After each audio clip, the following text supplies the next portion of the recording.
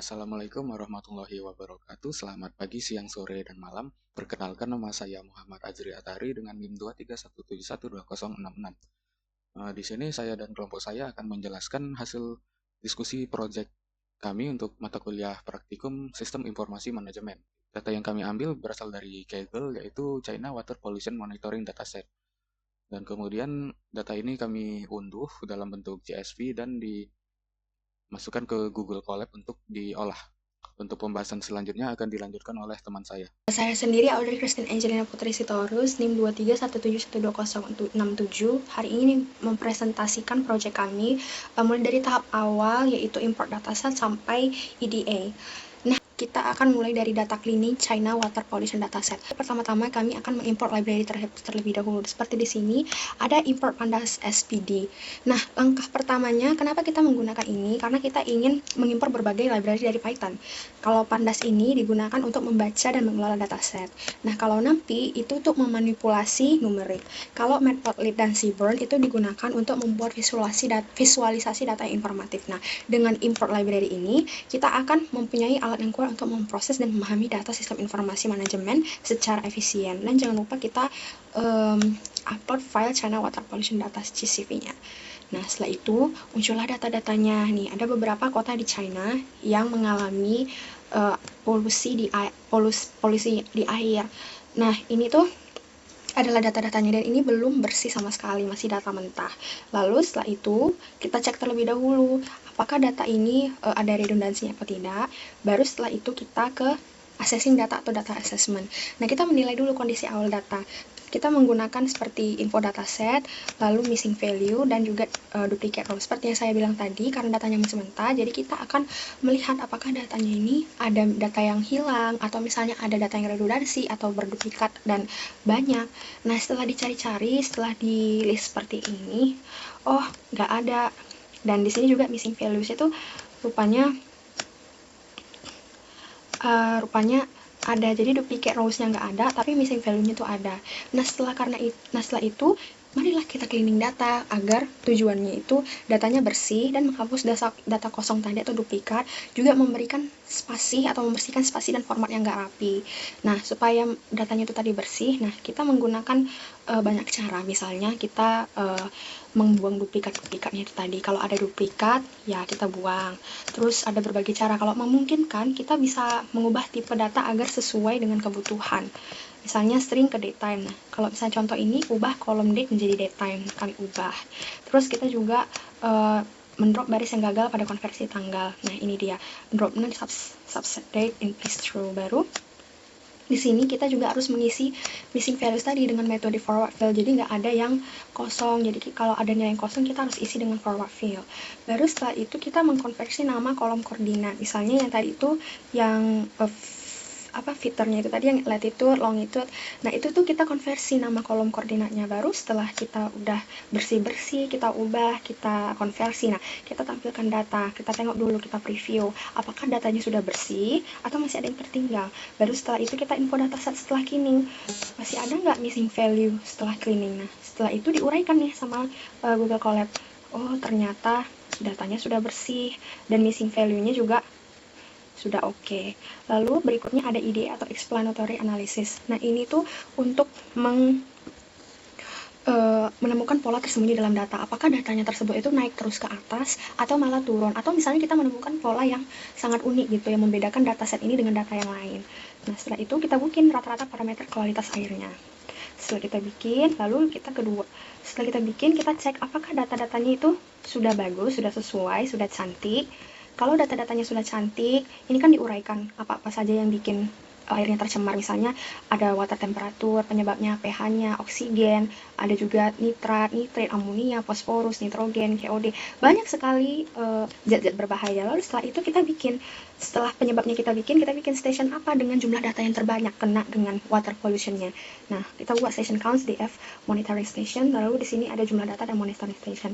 Ternyata setelah diuraikan, yang paling dikit itu adalah Shanghai Station 3, yang paling dikit diikuti dengan Shanghai Station 5. Sedangkan yang paling besar itu adalah Beijing Station 7 yang paling besar. Kalau kita bisa lihat dari datanya, ini tuh datanya terus naik ya guys.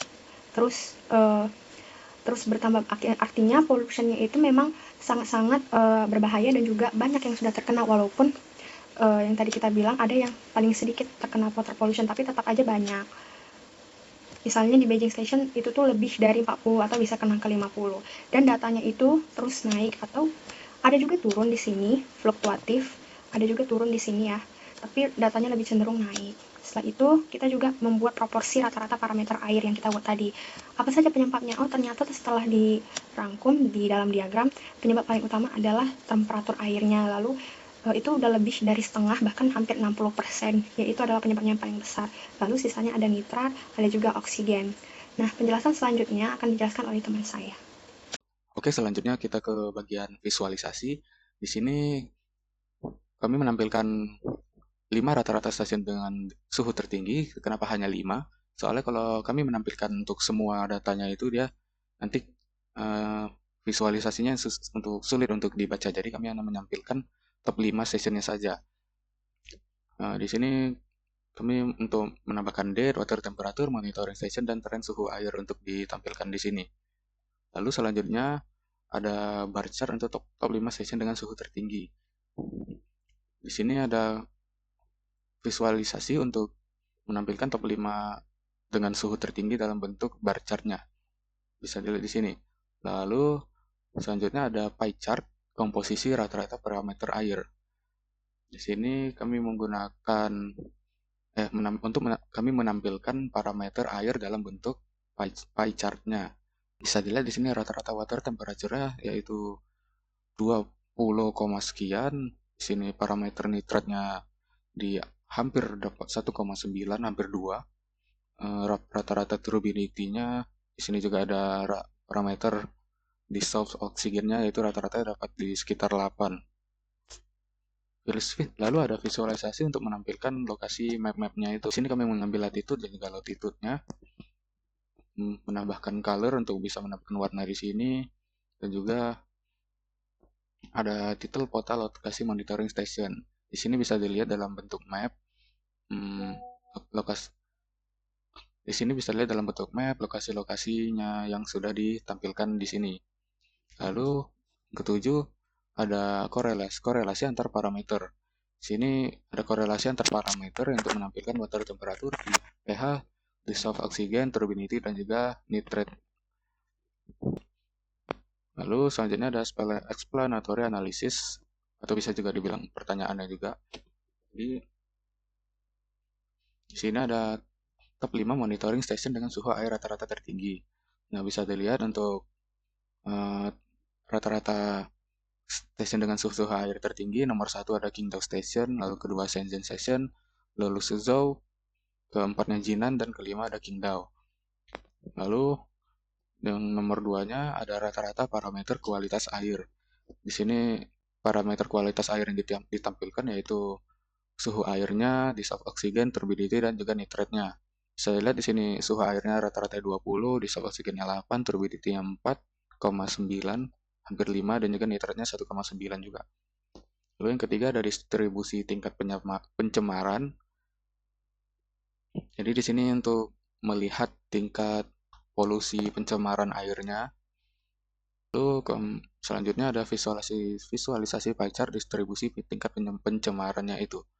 Bisa lihat di sini yang good tingkat kualitas air yang good itu di sekitar 20%, 20,7.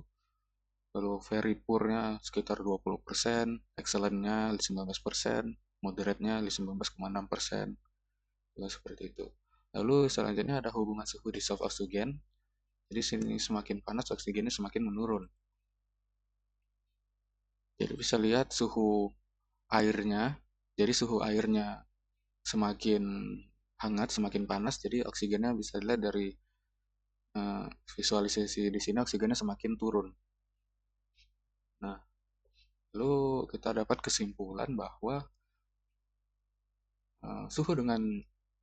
tempat dengan suhu tertinggi berada di Ningbo Station dan juga Minjang Station yang menunjukkan rata-rata suhu air tertinggi yang berdampak negatif terhadap kualitas air yang ada di sana. Lalu suhu airnya rata-rata sekitar 21 sampai 27 derajat, nilai pH-nya mayoritas normal. Dan juga konsentrasi oksigen terlarutnya dalam beberapa lokasi memperlihatkan potensi pencemaran organik. Lalu tingkat logam berat yaitu Pb, Hg dan juga Cd pada beberapa titik menunjukkan indikasi pencemaran dari domestik dan juga industri. Tingkat distribusi pencemarannya, mayoritas lokasinya statusnya poor hingga very poor, dan hanya sebagian titik tempat yang kualitasnya excellent atau bagus. Lalu terhadap korelasi negatif antara suhu air dan kadar oksigen, ini semakin panas suhu air, semakin sedikit oksigen terlalu yang ada di sana, yang menyebabkan menurunkan daya dukung oksigen sistem air yang ada di sana. Lalu selanjutnya kita akan lanjut ke bagian dashboard yang akan dilanjutkan oleh teman saya. Perkenalkan, di sini saya Doni Rizky Turni, NIM 2317062. Saya akan melanjutkan presentasi kelompok 8. Pertama-tama saya akan menjelaskan sedikit tentang codingan pada proyek kami. Di bagian sini, preprocessing data, mengecek apakah file CSV tersedia di folder atau data. Jika ada, data akan dibaca menggunakan Pandas, lalu dilakukan data cleaning, menghilangkan duplikat, mengubah kolom date ke format datetime, rename kolom koordinat agar sesuai format. Di sini mengecek missing values-nya. Di bagian sidebar filter terdapat membuat filter interaktif tentang tanggal. Dipilihnya monitoring stasiun maksimal 6.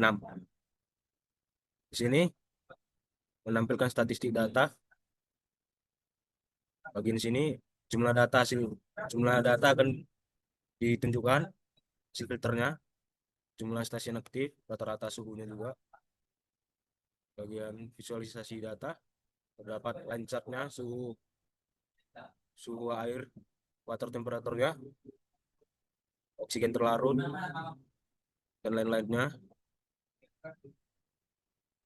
Untuk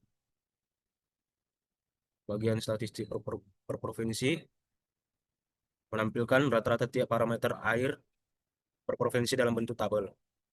Bagian ini terdapat 5 stasiun, top 5 stasiun dengan rata-rata suhu tertinggi menggunakan bar chart. Di sini juga ada komposisi rata-rata parameter air untuk melihat bagiannya menggunakan pie chart. Di sini juga ada fitur download hasil filternya. Jika di bagian ini, jika file tidak ditemukan, muncul pesan error dengan ST error jika tidak ditemukan di dalam folder.